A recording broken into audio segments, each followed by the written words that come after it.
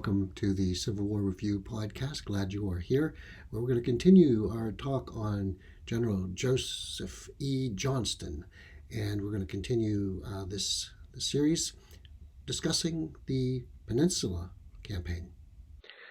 Where we left off in our last episode, we talked about how Johnston was at first thinking he was in command of all of the Confederate armies, to find out later that he was now fourth in line with Cooper, Johnston, another Johnston, Lee, and then Joseph Johnston in fourth, followed up by Beauregard. This really started to sour relations between the President Jefferson Davis and Joseph Johnston. But on the other side of this, where that relationship was falling apart, Robert E. Lee and Davis started to build a strong relationship together, and to which Johnson said was good. I mean, he actually commended Lee because he said, well, my relationship with the president is falling apart. You've got a good one with him, and that's a good thing. Remember, both of them had gone to school together, served together, came up the ranks together, so they were very good friends. So speaking of a good friend, Johnston's mentor, the General McClellan of the Union Army, began to land troops on the peninsula south, way down south of Yorktown, in a place called Fort Monroe. And this happened in early March, middle of March, March 17th. And I say that McClellan was being mentored by Johnston for years and years, and they're very good friends. And Johnston was in charge of the Army of Northern Virginia at this point in time. It was actually, it's kind of funny how the naming of what Johnston was supposed to be in charge of, what he actually was in charge of, kind of goes hand in hand with understanding who is in charge, because nobody really was knowing what was called what and who was in charge of what. It was a big mess. And but we do know that the Army of Northern Virginia had three wings to it: the left, the center, and the right.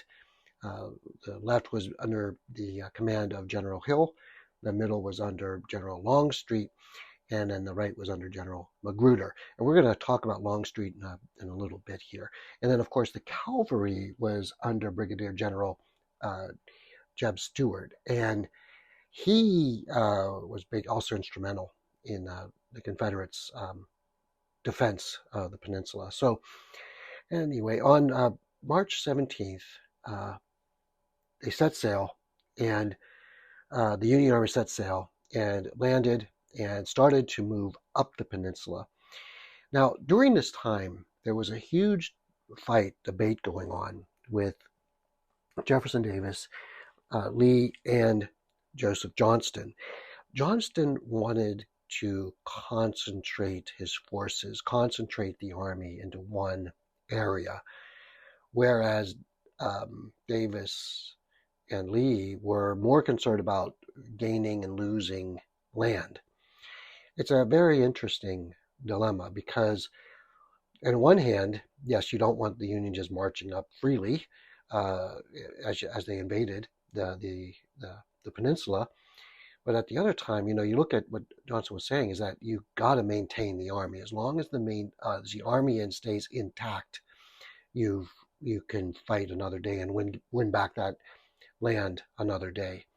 So there are two different ideologies, two different tactics, methodologies involved. Now, Johnston eventually won out, but at first, which was very interesting, was the Battle of Yorktown, which is down near the southern end of the peninsula. And what happened was that, McClellan brought in all this heavy artillery, got his troops entrenched and all, and Johnston retreated.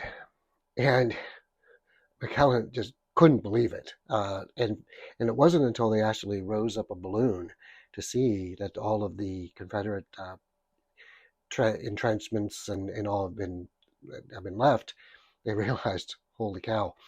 They followed up north to but it was a constant chasing game, and the rivers were not in play. One river, so the Confederacy had their warship, and the Union didn't know were they on the York River, were they on the James. And so there was the Navy using the use of the Navy was a bit marginalized because of this, but still they were able to get the troops still started marching forward um, through Williamsburg, and interestingly enough, there was a quite a battle there with the General Magruder, which my good friend who was on the show before, who is in charge of the Colonial Williamsburg, we're going to try to get him on and we can talk about that battle. So we're going to kind of pass over that battle and keep moving north forward as they marched up to Richmond. Now, keep in mind that, people criticize McClellan for what they say we're going slow. I got to say that I think there was a couple things that were in play, the number of things that were in play. One, the terrain, very tough to move through. It was springtime. There was a lot of rain in north. They had one of the rainiest seasons they've ever had, so it was really tough, slow going movements. The second is that McClellan was a very cautious commander. He didn't know exactly where his forces were, and his mentor he was going against, and so you got the teacher against the student, and so he was even doubly cautious, I believe, because of this.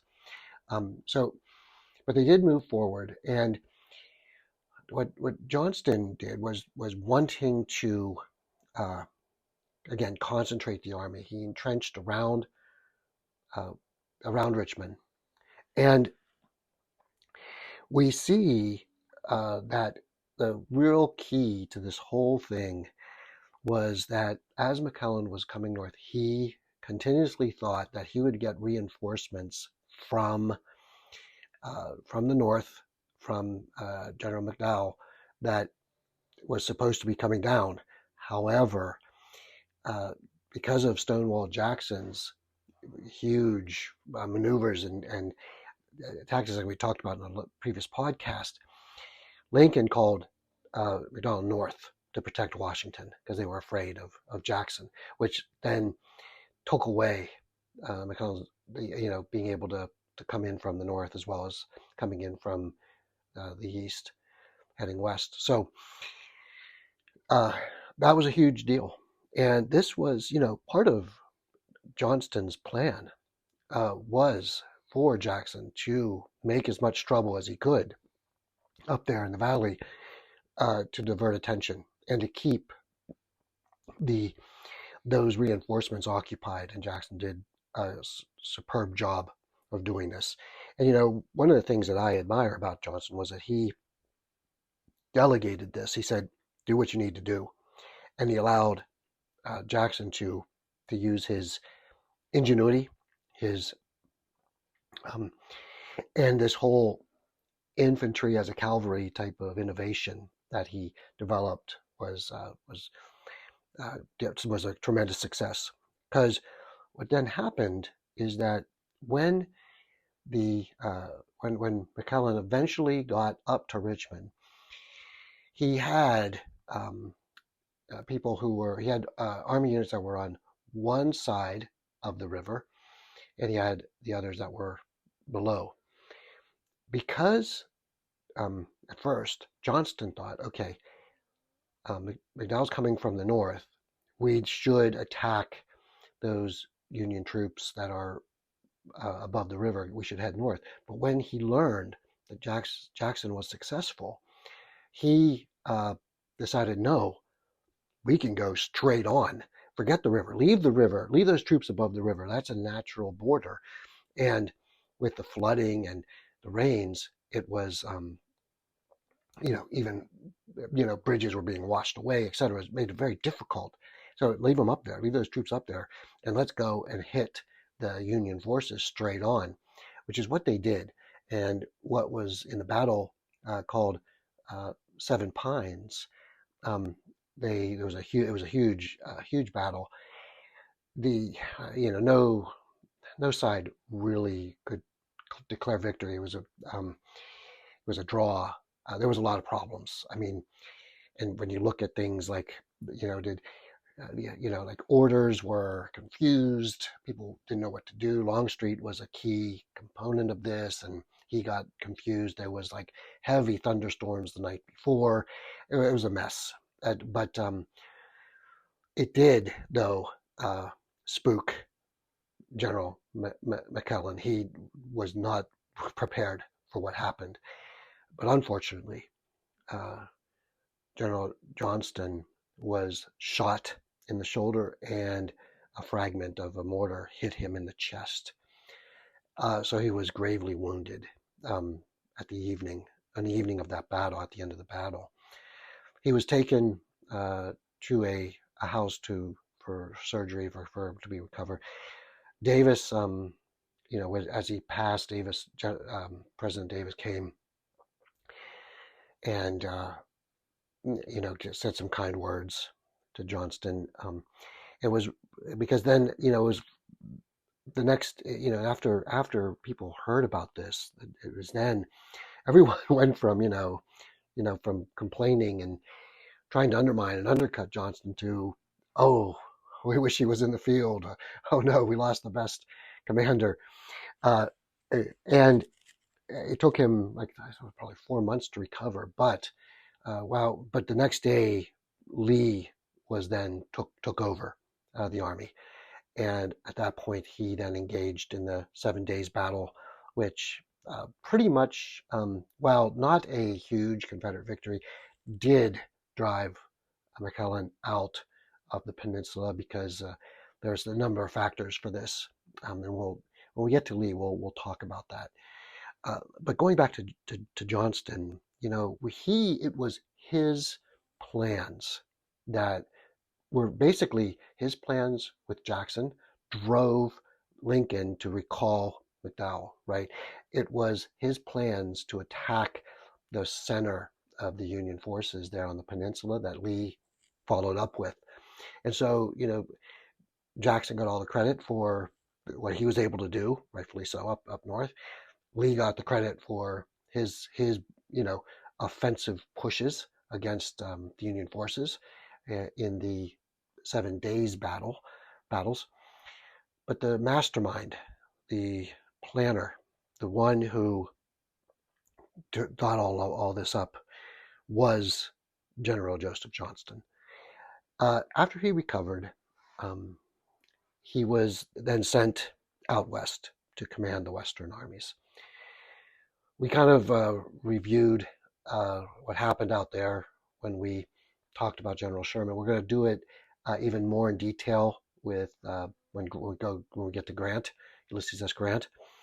But what's important to know is that when he got to Chattanooga and set up shop, it was once again a humongous mess, where you had the War Department in Richmond sending orders directly to field commanders, as well as the generals and colonels also giving orders that were sometimes different, disparate, and it was just a mess. Johnston again walked into who's in charge, and that was a problem that continued to plague him throughout his time. Thank you all so much for watching. Hope you're enjoying this. We'll see you again next time.